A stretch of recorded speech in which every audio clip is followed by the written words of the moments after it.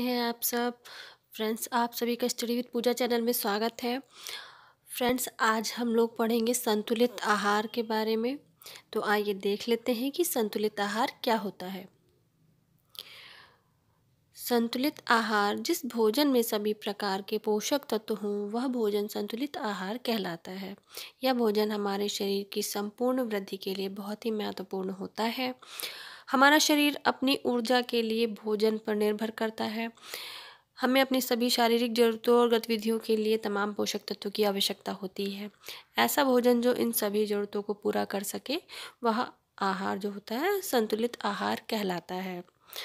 Friends, जो संतुलित आहार होता है उसमें सभी पोषक तत्व का होना बहुत ज़रूरी होता है, जैसे कि प्रोटीन है, कार्बोहाइड्रेट है, वसा है, मिनरल्स हैं, विटामिन्स हैं, उसके साथ साथ में रफस हैं, रफिस को फाइबर भी कह सकते हैं, और उसके साथ साथ में जल।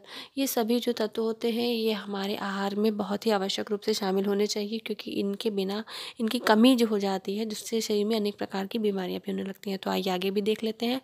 और हाँ, इसी के साथ एक और बात कहनी थी कि जो भी हमारे चैनल पे नया हो प्लीज़ चैनल को सब्सक्राइब करिएगा, लाइक करिएगा और कमेंट करिएगा। अगर कुछ कमी भी लगती है तो प्लीज़ कमेंट बॉक्स में भी बताइएगा। हाँ, तो आगे हम लोग संतुलित आहार के बारे में देख लेते हैं कि ये जो संतुलित आहार है क्या है, कि हमारे शरीर को पूरी तरह से स्वस्थ रखने के लिए पोषक तत्व बहुत ज़रूरी होते हैं। ये पोषक तत्व अलग अलग तरह के भोजन से हमें मिलते हैं, जैसे ताज़े फल, सब्जियां, साबुत अनाज, फलियां, सूखे मेवे, डेयरी उत्पाद और मीट व अन्य पोषक तत्वों के खाद्य पदार्थ जो है से जो प्राप्त होते हैं, मतलब जो खाने वाले खाद्य पदार्थ जो हैं उनसे जो पोषक तत्व हमको मिलते हैं वे सभी जो है वो संतुलित आहार के अंतर्गत ही आ जाते हैं। इसलिए एक संतुलित आहार में भाई ये सारी चीज़ें होना बहुत ही ज़रूरी है। फिर इसके बाद में अगला जो है तत्व, पहला जो तत्व इसके अंतर्गत पहला तत्व आता है, प्रोटीन आता है। प्रोटीन हमारे शरीर में होने वाली टूट फूट की मरम्मत करता है। शरीर का विकास प्रोटीन पर ही निर्भर करता है। प्रोटीन की कमी से अनेक प्रकार की बीमारियां हो जाती हैं। हमें सोयाबीन, मशरूम, मीट, अंडा, सी फूड, दूध, दही, दालें, सूखे मेवे इत्यादि से प्रोटीन मिलता है। फ्रेंड्स, ये सारी चीज़ें अगर हम अपने खाने में शामिल करेंगे तभी हमको अच्छा प्रोटीन मिल पाएगा। सबसे ज़्यादा मात्रा में प्रोटीन मशरूम में पाया जाता है, जैसा कि अभी बहुत मतलब रिसर्च के बाद में पता चला है कि जो है सोयाबीन में पहले ऐसा जाना जाता था कि सोयाबीन में सबसे ज़्यादा प्रोटीन है, लेकिन करंट रिसर्च के अकॉर्डिंग जो है मशरूम में भी जो है बहुत ज़्यादा मात्रा में प्रोटीन पाया जाता है। और इसी के साथ साथ में मीट में भी रिच क्वांटिटी में जो है प्रोटीन पाया जाता है, और बाकी अन्य जितने भी दूध से बनी हुई चीज़ें इन सभी में भी अच्छी प्रोटीन पाई जाती है। लेकिन सबसे ज़्यादा ये ऐसा माना भी जाता है कि एनिमल से जो मिलने वाली जो प्रोटीन होती है वो भी बहुत अच्छी मात्रा में होती है, मतलब बहुत अच्छी होती है। उनमें सभी हमारे एसेंशियल अमीनो एसिड्स जो होते हैं वो हमारे शरीर के लिए जो आवश्यक अमीनो एसिड्स हैं वो सभी पाए जाते हैं। उसके अलावा इससे जो एनर्जी होती है वो 1 ग्राम प्रोटीन से हमको 4 किलो कैलोरी ऊर्जा मिल जाती है। फिर आगे देखते हैं, अगला है विटामिन और मिनरल्स। ताज़े फलों और सब्जियों में हमें ज़रूरी विटामिन्स और मिनरल्स खनिज पदार्थ मिल जाते हैं इनकी कमी और अधिकता से अनेक प्रकार के रोग हो जाते हैं, इसलिए उनको उचित मात्रा में लेना बहुत ज़रूरी होता है, और शरीर की प्रतिरोधक क्षमता को भी ये बनाए रखते हैं। शरीर के लिए vitamin A, B, C, D, E और के, ये सभी विटामिन जो होते हैं बहुत ही इम्पॉर्टेंट होते हैं। इसमें ई और के शायद मेंशन नहीं है, लेकिन मैं आपको बता देती हूँ कि ये बहुत ज़रूरी होते हैं।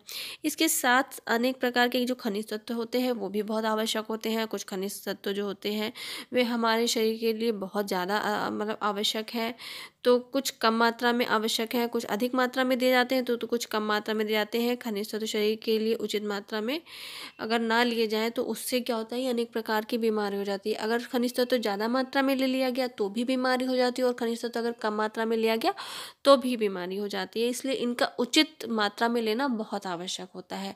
अगर एक एग्जाम्पल भी ले लें तो अगर कम मात्रा में हम नमक खाएंगे तो हमको क्या कहते हैं, लो बीपी की समस्या हो जाएगी, और अगर हम लोग अधिक मात्रा में अगर सोडियम ले लेते हैं तो हमको जो है हाई बीपी की समस्या हो जाएगी। तो इसीलिए इनका बैलेंस होना हमारे शरीर में बहुत ज़रूरी है। फिर इसके बाद में जो है अगला है कार्बोहाइड्रेट। कार्बोहाइड्रेट में क्या होता है कि शरीर को कार्बोहाइड्रेट से ऊर्जा मिलती है। लगभग 60% ऊर्जा तो हमारे शरीर को कार्बोहाइड्रेट से मिल जाती है। फिर उसके बाद में अगर प्रोटीन अभी जो लास्ट हमने पढ़ा तो उसमें भी लगभग 20 से 25% ऊर्जा हमें प्रोटीन से मिलनी चाहिए। 60% ऊर्जा 55 से 60% हमें कार्बो से मिलनी चाहिए। बाकी जो बची ऊर्जा है 10 से 15% हमको वसा से मिलनी चाहिए। तो लगभग 60% आहार का हिस्सा कार्बोहाइड्रेट से होना चाहिए। हमारे शरीर में कार्बोहाइड्रेट का पाचन भी सरलता से हो जाता है। कार्बोहाइड्रेट के 1 ग्राम से 4 किलो कैलोरी ऊर्जा मिलती है। हमें ऐसे कार्बोहाइड्रेट खाने चाहिए जो धीरे धीरे शुगर में टूटे। इनसे साबुत अनाज जैसे साबुत अनाज, ब्राउन राइस, दालें, फलियां इत्यादि शामिल होती हैं। इसके अतिरिक्त आलू, शकरकंदी, अरबी इत्यादि सब्जियों में भी कार्बोहाइड्रेट बहुत अच्छी मात्रा में पाया जाता है। इनमें एंटीऑक्सीडेंट भी पाए जाते हैं। चीनी में 100% कार्बोहाइड्रेट पाया जाता है।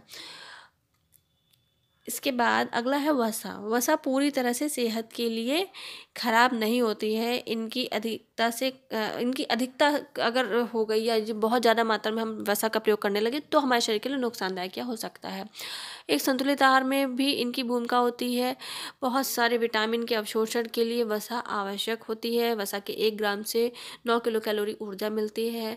वसा को घी, तेल, मक्खन इत्यादि से प्राप्त किया जाता है। देखिए फ्रेंड्स, वसा जो होती है ये बहुत अधिक मात्रा में हम नहीं लेते हैं। इसका कारण भी होता है। इसका कारण ये होता है कि अगर वसा को जो है बहुत अधिक मात्रा में लिया जाने लगा तो ये हमारे शरीर के ऊपर नुकसान करने लगते हैं हमारे शरीर को। और उसके साथ साथ में अगर एक तरह से देखा जाए कि वसा का अगर संगठन और कार्बोहाइड्रेट का संगठन देखा जाए तो लगभग सेम होता है। लेकिन एक बस पॉइंट ऐसा होता है कि वसा में ऑक्सीजन कम मात्रा में होती है, इसलिए इसकी सांद्रता अधिक होती है और जिसके कारण ये जो होता है हमारे शरीर में इसका पाचन जो होता है वो धीमे होता है। और कार्बोज में क्या होता है कि उसकी सांद्रता कम नहीं होती, मतलब कि एक नॉर्मल होती है, तो इसलिए उसका कार्बोज का पाचन हमारे शरीर में जल्दी हो जाता है। लेकिन वसा का पाचन हमारे शरीर में जल्दी नहीं होता है, जिसके कारण वसा को बहुत अधिक मात्रा में नहीं लेना चाहिए। अगर वसा युक्त भोजन हम लोग ने किया है तो फिर इसका मतलब ये है कि खाना हम लोग को भूख देर से लगेगी, उसका पाचन क्योंकि धीरे धीरे होता है। उसके साथ साथ में जो है वसा जो होती है लगभग 10 से 15% ही हमारे आहार में ली जाती है। बहुत अधिक मात्रा में हम वसा नहीं ले सकते हैं, जो हमारे अगर अधिक मात्रा में लिया गया तो वो हमारे शरीर पे हानिकारक प्रभाव डालती है। उसके बाद दूसरी बात ये है कि वसा जो होती है उसमें एनिमल से भी मिलने वाली वसा होती है और उसके साथ साथ जो होती है हमारी वनस्पति जगत से भी जो वसा मिलती है वो भी बहुत फ़ायदेमंद होती है। और वसा जो क्या कहते हैं, वसा में जो हमें एनिमल से मिलती है, जैसे कि उसमें घी हो गया, मक्खन हो गया, पनीर हो गया, इस टाइप की जो भी चीज़ें होती हैं वो हमें मिलती हैं किससे, एनिमल्स जगत से। और उसके अलावा जो वनस्पति से मिलती हैं वो जैसे कि सरसों का तेल, अलसी का तेल, जैतून का तेल, ये सारे जो वनस्पति के उदाहरण हैं। और ये सभी जो वनस्पति से प्राप्त होने वसा है ये हमारे शरीर के लिए बहुत ही आवश्यक और फ़ायदेमंद भी होती है। फिर उसके बाद में फाइबर बहुत सारे भोज्य पदार्थ तथा सब्जियों में फाइबर्स पाए जाते हैं। इसलिए कहा जाता है कि जो है गेहूं का आटा जो होता है उसको बिना छाने हुए खाना चाहिए, क्योंकि उसमें बहुत अधिक मात्रा में फाइबर्स होते हैं। और फाइबर्स का काम ये होता है कि वो हमारे शरीर में भोजन को पाचन करने में सहायता करते हैं। वे पचते नहीं हैं लेकिन वो पाचन करने में सहायता करते हैं, तो इसलिए फाइबर्स बहुत अच्छी मात्रा में लेने चाहिए। और उसके साथ में कॉन्स्टिपेशन की प्रॉब्लम भी फाइबर्स अगर व्यक्ति खाता है तो उसको कॉन्स्टिपेशन की प्रॉब्लम नहीं होती है। फिर जल की भी मात्रा भाई हमारे शरीर में बहुत ज़रूरी होनी चाहिए। जल जो होता है वो बहुत ही आवश्यक होता है। अगर जल नहीं होगा तो भोजन का पाचन कैसे होगा, इसलिए जल की भी उचित मात्रा शरीर में होनी चाहिए और जल जो होता है वो उसको पीते रहना चाहिए। फ्रेंड्स, अब मैं आपसे फिर कहूँगी, अगर आप मेरे चैनल पे नए हैं तो प्लीज़ चैनल को पसंद करें, अगर पसंद करते हो तो चैनल को लाइक करिएगा, सब्सक्राइब करिएगा और शेयर करिएगा। Thank you.